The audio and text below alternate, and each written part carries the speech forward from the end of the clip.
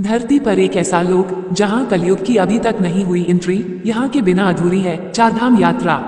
कलयुग के प्रभाव से बचने के लिए 88,000 ऋषि मुनियों ने एक स्थान पर रहकर तप किया था। ये स्थान उन्हें स्वयं ब्रह्मा जी ने उपलब्ध कराया था। मान्यता है कि इस स्थान पर सभी तीर्थों का वास रहता है, इसलिए इस स्थान की यात्रा के बिना आपके तीर्थ अधूरे रहते हैं। कलयुग का दूसरा चरण चल रहा है। हर जगह कलयुग का प्रभाव देखने को मिलता है, लेकिन धरती पर खासकर भारत में एक ऐसी जगह है जहां अभी तक कलयुग का प्रभाव नहीं पहुंचा है। आज हम आपको ऐसी जगह के बारे में बताने जा रहे हैं जिसका इतिहास बहुत ही प्राचीन है। यह एक ऐसा तीर्थ स्थान है जहां के दर्शन के बिना आपकी चार धाम की यात्रा भी अधूरी मानी जाती है। इसे इस पावन भूमि का महान तीर्थ बताया गया है। इसे तीर्थों में तीर्थ कहा गया है। पाताल भुवनेश्वर के अलावा नैमिषारण्य ही एकमात्र ऐसा क्षेत्र है जहां 33 करोड़ हिंदू देवी देवताओं का वास माना जाता है। हिंदुओं के लिए नैमिषारण्य को सभी तीर्थ स्थानों में सबसे पहला और सबसे पवित्र होने का खिताब भी प्राप्त है। इसका वर्णन वेद पुराण से लेकर हर हिंदू धर्म ग्रंथ में मिलता है।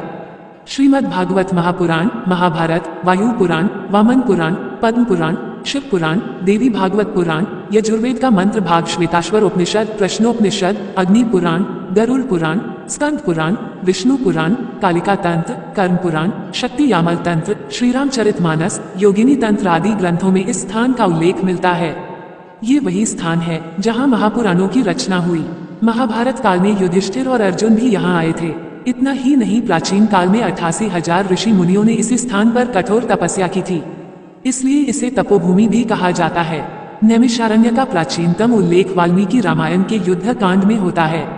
यहाँ उल्लेख है कि लव और कुश ने गोमती नदी के किनारे राम के अश्वमेध यज्ञ में 7 दिनों में वाल्मीकि रचित काव्य का गायन किया।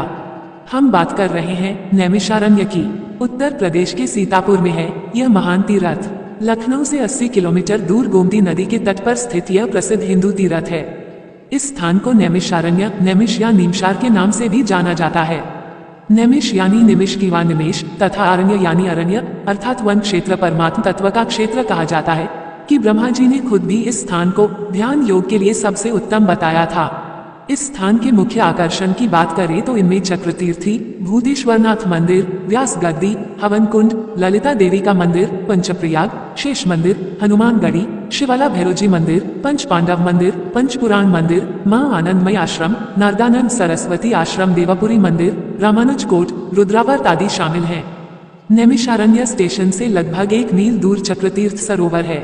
यह एक बड़ा गोलाकार जलाशय है।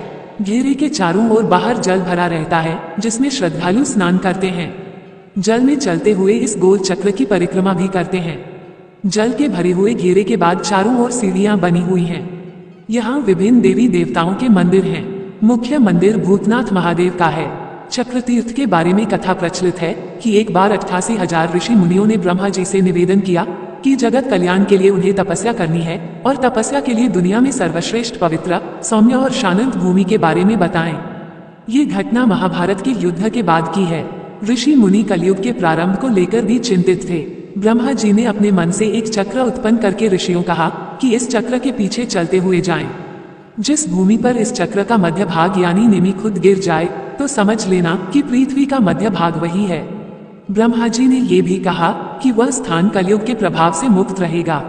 कहा जाता है कि इसी स्थान पर चक्र का नेमि गिरा था, जिस वजह से इसका नाम नैमिषारण्य पड़ा और यह जगह चक्रतीर्थ कहलाई।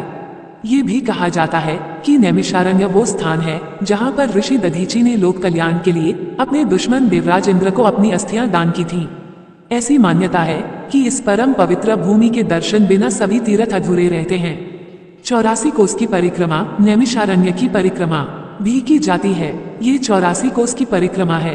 परिक्रमा हर साल फाल्गुन मास की अमावस्या के बाद की प्रतिपदा तिथि से शुरू होकर पूर्णिमा तक चलती है। यहाँ पंचप्रयाग नाम से एक पक्का सरोवर है। सरोवर के किनारे अक्षयवट नामक वृक्ष हैं। नैमिषारण्य में व्यास शुकदेव का मंदिर है। मंदिर के बाहर व्यास जी की गद्दी है। यहाँ दशाश्वमेध टीला पर एक मंदिर में श्री कृष्ण और 5 पांडवों की मूर्तियां हैं। यहीं पर 4 धाम मंदिर भी हैं।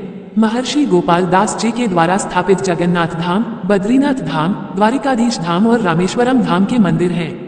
नैमिषारण्य को सत्य युग या कृत युग से जाना जाता है, जो सबसे प्राचीन युग है। यह एक पवित्र स्थल है जहाँ कई संतों ने अपने पापों का प्रायश्चित किया है। हिंदू पौराणिक कथाओं में माना जाता है कि चक्र तीर्थ का निर्माण ब्रह्मा के हृदय से निकली चक्र से हुआ था। इस झरने में स्नान करने से सभी पापों से मुक्ति मिल जाती है। व्यास गद्दी एक वैदिक विद्वान है। व्यास ने पुराणों की रचना की और वेदों को 4 भागों में विभाजित किया और अपना ज्ञान जैमिनी, अंगिरा, पैल, शुकदेव, वैशंपायन और सुत को दिया। व्यास ने भी वेदों की रचना की और उन्हें 4 भागों में विभाजित किया। श्री ललिता देवी मंदिर शिव की पत्नी सती ने आत्महत्या कर ली, जिसके बाद शिव उनके शरीर को मंदिर के मैदान में ले गए। यात्रा के दौरान उनका शरीर 108 टुकड़ों में विभाजित हो गया। हृदय नैमिषारण्य में गिरा, जहां आज ये ललिता देवी के नाम से जाना जाता है, जो भारत के शक्तिपीठों में से एक है। भगवान वेंकटेश्वर मंदिर, जैसा कि नाम से पता चलता है, यह मंदिर भगवान वेंकटेश्वर को समर्पित है और यह विशेष रूप से आंध्र प्रदेश से बड़ी संख्या में भक्तों को आकर्षित करता है। उन तीर्थयात्रियों को समायोजित करने के लिए जो मंदिर के मैदान में रात भर रुकना चुनते हैं, मंदिर ने अपने मैदान के अंदर आवास प्रदान किया है। दधीची कुंड, देवताओं के शासक इंद्र ने ऋषि दधीची से अपील की कि वे अपनी हड्डियां दे दें ताकि वह राक्षस वृत्रासुर को मार सके और दुनिया को बचा सके। उन्होंने स्वीकार किया, लेकिन केवल एक शर्त पर। वह क्षेत्र की सभी पवित्र नदियों और स्थलों का दौरा करने के बाद ही ऐसा करेंगे। देवता हड़बड़ी में थे और उन्होंने दधीची को उनका अनुरोध पूरा करने के लिए इस स्थान पर सभी स्थानों को एक साथ इकट्ठा किया, जिसके बाद उन्होंने अपनी हड्डियों को त्याग दिया, जिनका उपयोग वज्र बनाने के लिए किया गया था, जिसका उपयोग अंततः वृत्रासुर और उसके अनुयायियों को मारने के लिए किया गया था। इस कुंज में स्नान करना भारत के सभी पवित्र स्थानों में स्नान करने के बराबर माना जाता है। सुत गद्दी, इस स्थान पर वेद व्यास के शिष्य ऋषि सुत ने 88,000 ऋषियों को भाषण दिया था। हनुमान गद्दी और पांडव किला दुनिया के 2 सबसे शक्तिशाली योद्धा हैं। हनुमान द्वारा अभिरावण के वध के बाद राम और लक्ष्मण को रिहा कर दिया गया और वे इस स्थान से दक्षिण की ओर जाने में सक्षम हुए। पांडव किला वह स्थान है जहां पांडवों ने अपने कर्म के तहत तपस्या की थी। भगवान राम, लक्ष्मण और सीता की मूर्तियों वाले एक पुराने मंदिर द्वारा चिन्हित यह स्थान 10वें अश्वमेध यज्ञ का स्थल था, जो इस दिन भगवान राम द्वारा आयोजित किया गया था। स्वयंभू मनु और शत्रुपा, ये वह स्थान है जहां स्वयंभू मनु और शत्रुपा ने भगवान नारायण के जन्म का आशीर्वाद पाने के लिए 30,000 वर्षों तक तपस्या की थी। जय श्री राम। दोस्तों, आपको ये जानकारी कैसी लगी कृपया कमेंट करके जरूर बताएं। वीडियो पसंद आया हो तो लाइक करें और ऐसी ही और भी बहुत सारी कहानियों को सुनने के लिए चैनल को सब्सक्राइब जरूर करें।